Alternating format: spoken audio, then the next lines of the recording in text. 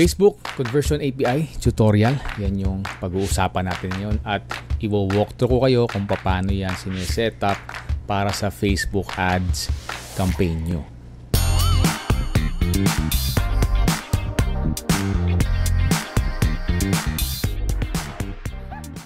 What's up everybody, Carlos Obado here, and I'm a digital marketing expert who has worked with various digital marketing agencies before, doing SEO, Facebook ads, Google ads, and website creation and optimization. And now I want to share with you all the things that I have learned about digital marketing.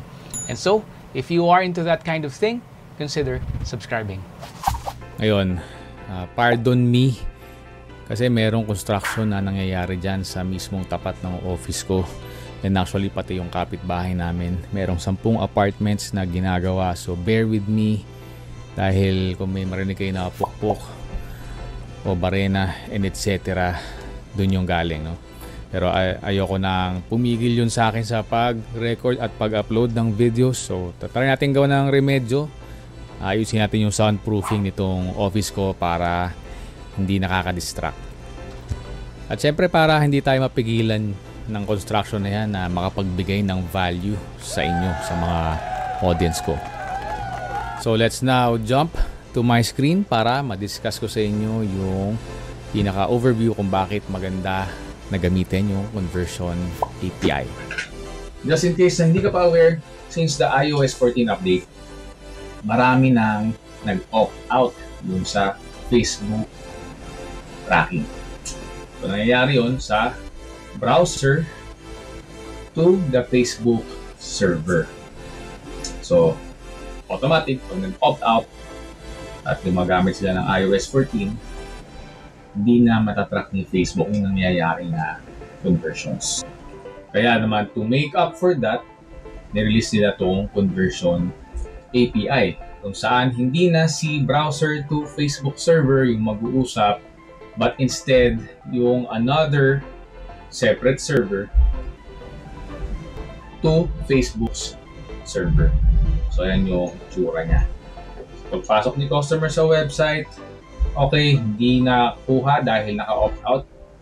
Okay, iOS, iPhone basically.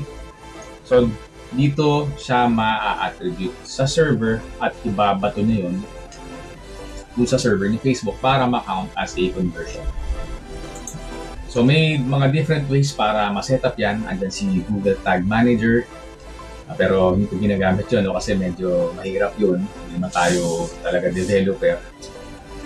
Yung mas madali for me is gamitin mo si Zapier, yung server ni Zapier. And actually, yung ginagamit ko yung alternative ni Zapier, which is yung Public Connect.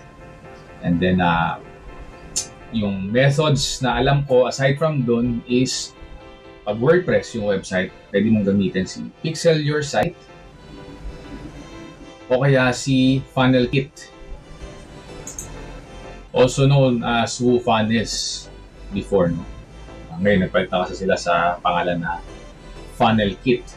Okay, so ipapakita ko sa inyo yung favorite ko na setup, which is ngayon using Public Connect. So, syempre kailangan mong mag-purchase ng subscription o kaya yung lifetime deal nila. Actually, meron silang lifetime deal nila, no? So, it's up to you. Pero, pagpasok mo sa interface niya, ito yung magiging itsura niya. Ngayon, maaaring yung workflow mo, medyo iba ng konti sa workflow na ipapakita ko kasi hindi naman tayo pare-parehas ng tech stack.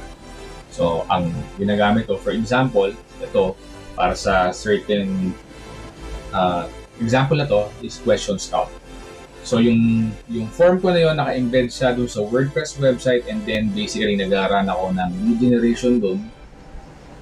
So, pagka-fill out nila nung form sa Question Scout, magbabato na siya ngayon ng leads. Diba? So, dito ang sinetup ko from Question Scout, so connect siya dun sa Facebook Conversion API. Minimize muna natin. And then after nun, mapupunta yung lahat ng detalye sa isang Google Sheet kung saan may access din si client kasi request ni client na ganyan yung setup. And then, lastly, magno-notify siya sa Telegram nila client kasama yung grupo niya. So, para real-time notification. So anyways, hindi naman natin di-discuss tong Google Sheet saka tong Telegram bot. Ito lang importante sa discussion na to. So, dito tayo mag-focus. So, pagka-access mo sa workflow mo sa Public Connect, all you have to do is i-select mo yung app o yung software na ginagamit mo. So, in my case, is Question Scout. So, sa'yo, pwedeng iba, baka, let's say, Jotform. Ayan. So, yun yung pipiliin. So, dun sa software na ginagamit mo, meron niyang either direct integration kay Public Connect or meron siyang webhooks. So, in my case, meron akong webhooks dito. So, pag wala, mag-create ka doon within your software. Okay? So, dito, ayan, pwede ka mag-add ng webhook. So, meron na ako nagawa. So, ika-copy and paste mo na lang yan. Or rather, ika-copy and paste ko yung webhook from itong Public Connect yung sa aking software. So, ayan. Mag-add tayo ng webhook. Select new submission. Okay. And then, paste natin dyan. Okay. And hindi ko na yan i-create. Okay, kasi meron na tayo. Nakita ko lang sa inyo kung paano ko siya kinoconnect sa Public Connect. So ngayon, after mo siya makonect kay Public, pwede na silang mag-usap. So parang yun yung bridge ng communication nila, yung webhooks na yan. And then right after that, all you need to do is i-test mo yung form mo, mag-fill out ka, mag-test fill out ka ng form. So, para ma-capture mo yung response. So, pwede kang gumamit na kahit anong email, test lang naman yun, no? And then, ito lang kasi kina-capture mo na. Para ma-map out mo yung mga fields na gagamitin natin para sa conversion API and basically kahit anong automation na gusto nyo set up. So, ayan. So, ito na yung mga na-capture niya. Yan yung mga fields na nandun sa form ko. And then, ang next step is ito, lagay nyo si Facebook. Ayan, conversions. Okay, so piliin nyo yan. And in this case, meron na nga kasi ako, no? Ayan na siya. So, dito, ang pinili ko is send lead event. Kasi lead generation to. Ayun, kung e-commerce kayo, send purchase event yung pipiliin. And kung may iba sa dalawa, ginagawa kayo, pwede nyo send other event. So yan, tas yung Pixel ID, kinukuha yan sa Facebook account. So ang nating kukunin is ito at makukuha lang natin yan doon sa ating Facebook Ads Manager. So, to do that, punta ka dun sa Facebook o Meta Business Suite. So, pagpasok mo dyan, punta ka sa All Tools. And then, punta tayo sa Events Manager. So, dun sa Events Manager, dyan yung makikita yung events na nakasetup. So, for this case scenario, ito yung isa na nakasetup din sa Public Connect ko. And then, ito na mismo yung ating dataset ID. Yan yung ating ilalagay dito. Okay? So, pagkalagay mo dyan, action source, piliin mo dyan, ano ba siya, website ba siya, app ba siya, etc. So, in this case, website siya. Tapos, event ID, kung gusto mo lagyan ng pangalan, para palatandaan din. Feel free to put whatever you prefer. So, yung event name, lead, napipili mo siya dito kasi sa akin na-set up ko na siya na yung event is lead, so napipili ko siya dito. Okay, so ang next is yung event source URL, basically yung website diyan mo i-paste. tinanggal ko na kasi hindi natin kailangan yun.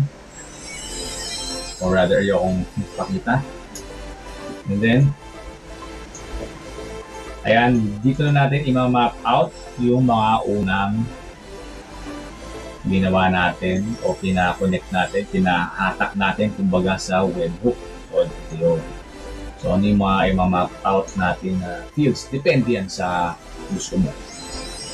So, in this case scenario, sa akin, ito yung mga gusto kong i-map out. Yung email, yung first name, last name, phone number, city, yung state, at yung zip code. So, yun yung mga nagmamatter for my client's business. So, para sa iyo, it might look a little bit different. Depende sa nire-require mo o nire-require ng client mo. As of now, ganito yung layout ni Facebook ads rather. Pero, bear in mind na continuously nagbabago sila ng interface. So, baka pag napanood mo itong tutorial na ito, baka nabago na ng konti. No? Pero, in essence, yun lang din yung mga hahanapin mo. Yung dataset ID, yung ilalagay mo dito. And by the way, itong kung paano ko siya sinetup, may pinalo lang din ako na guide from Pabli Connect. So, hinanap ko lang sa YouTube. Ito yung kanilang actual YouTube video at yan lang din yung finalo ko. And slightly minodify ko kasi nga iba yung workflow ko. Iba yung tech stack na ginamit ko. So, I'll make sure to include this video. Yung link dyan, ilalagay ko sa description box below kung gusto mo mapanood. So, ganun lang siya sineset up. And by the way, dapat bago mo i-set up yung conversion copy, yung Facebook pixel muna yung unahin mo na i-set up. So, anyhow, yung second option is ito, yung pixel your site. So, type mo lang dun sa WordPress mo, sa plugins, add new plugins, type mo yung pixel your site, and siya yung unang-una na lalabas. So, hindi natin i-run through yan. Pero halos same lang din, hihingin niya din yung mga ID na yon na hiningi ni Pabli Connect. Tapos, syempre yung pixel dapat naka-install na rin dito sa website mo para matapos mo yung setup ng conversion API. Another highly recommended tool is ito. Kasama rin yan sa text ako, yung funnel kit. So, meron din siyang ganun na feature.